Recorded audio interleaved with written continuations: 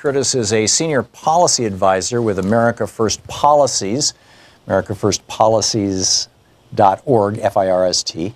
And his Twitter handle is at Curtis Ellis, C-U-R-T-I-S-E-L-L-I-S, or at America First POL. Curtis, welcome back to the program.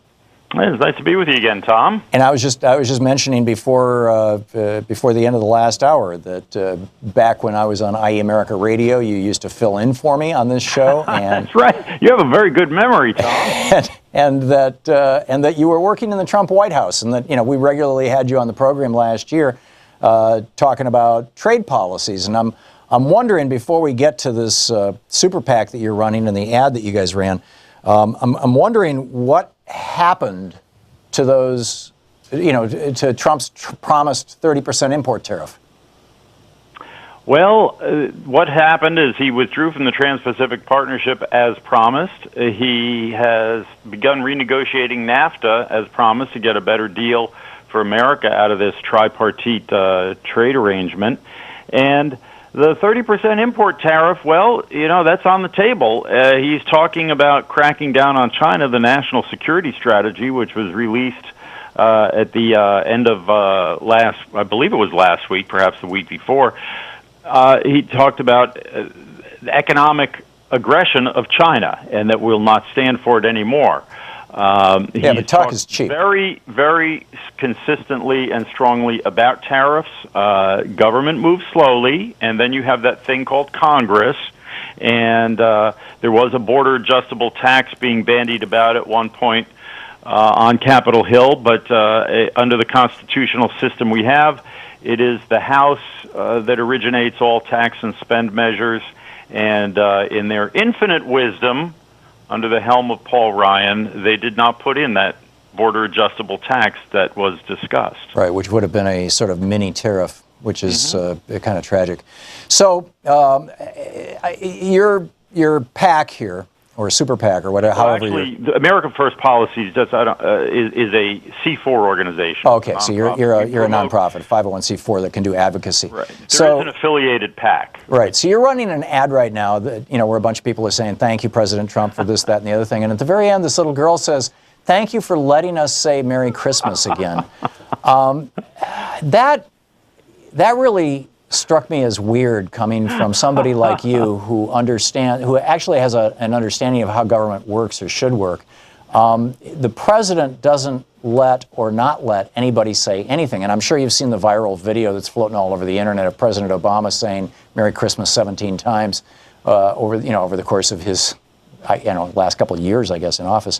Nobody, and probably you saw the poll that the New York Times reported on a couple of days ago that only 3% of Democrats think that there's anything wrong with saying Happy Holidays, and it's some 12% of Republicans, and everybody thinks saying Merry Christmas is just fine. There was never a war on Christmas. It was something that Bill O'Reilly and Fox News invented, and something that completely lives inside the Fox News bubble.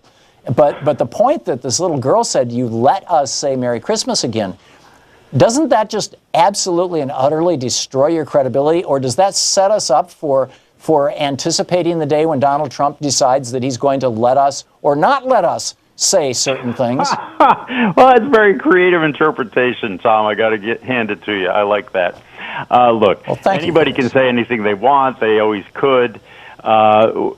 Language, as you know, and words have a couple of layers of meaning. There's the literal meaning, and then there's a figurative and connotative meaning.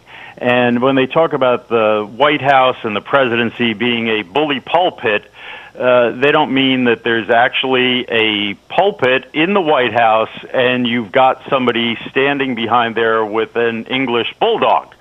So the president is setting a tone. And when he talks about Merry Christmas, you can't deny that there has been an increasing secularization of our society. And this idea of we're going to stretch everything so that everybody fits in it. And once you start accepting or believing in everything, you believe in nothing. And it's sort of draining the meaning out of this. Look, I'm Jewish. I don't celebrate Christmas. Never had a Christmas tree in my house when I was growing up. My father really was not a big fan of this time of year. He thought there was rank hypocrisy with people talking about peace on earth and goodwill to men.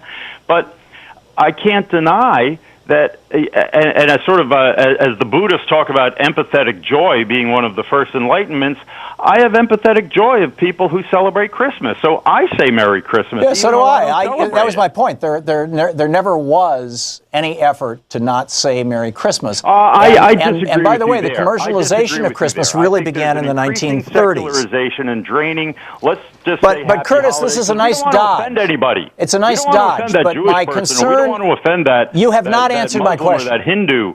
And so, well, let's just say Happy Holidays. You know, this Curtis, fear of offending you are people. not answering my question. Yeah, by having this little girl Tom? say, thank you for letting us say Merry Christmas again, you are suggesting that when that black man was in the White House, he prevented us from saying Merry Christmas. Since the president can let us say it again, obviously the president could prevent us from saying it before. And that seems to me like an amazingly destructive meme for you to lay on the American people. First of all, it's a lie. And secondly, it suggests that the president is not a president, he's an emperor. Oh, Tom, you're really getting worked up. You're spending millions of dollars to put this meme in people's heads, Curtis. I don't understand why. This meme. Yes, this meme that the president lets us say Merry Christmas or prevents us from saying it. Absurd extreme. As I said, he's using the bully pulpit to say, let's say Merry Christmas. Let's put some specificity. No, I'm not talking about Trump. I'm talking about your ad. I mean, you know, we could go through a long list. We could talk about how Trump has taken away the internet as we know it. Hey, thanks for that. Created a tax plan that will make the majority of Americans even more destitute. We're going to see wages for working people go down because of the tax cut. Taking away Americans' birthright to public lands, thanks Ryan Zinke and Trump. Taking away health care from 9 million children. They're planning on going after our Medicare, Medicaid, and Social Security. Paul Ryan and Mitch McConnell have both announced that.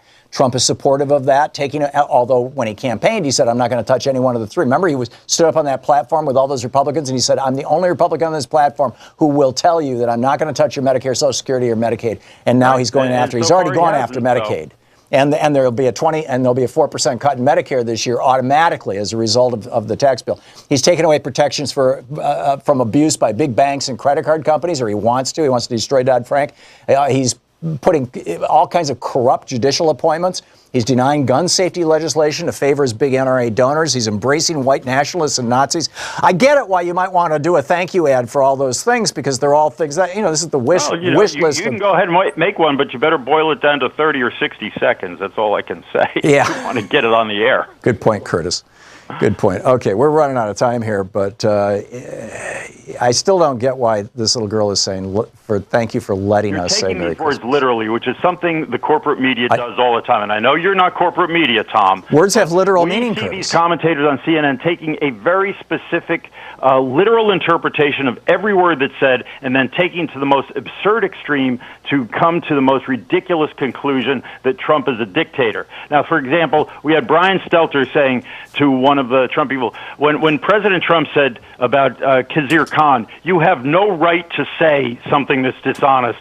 Brian Stelter on CNN says, what do you mean you have no right? The First Amendment gives you the right. If you look up the meaning of the phrase, no right to say, there is a meaning beyond the legal. Yeah, I wasn't suggesting that you were letting us say Merry Christmas. There is a meaning behind the literal meaning, the legalistic meaning of giving us permission. Okay. Nice filibuster job there, Curtis. Thank Curtis Ellis.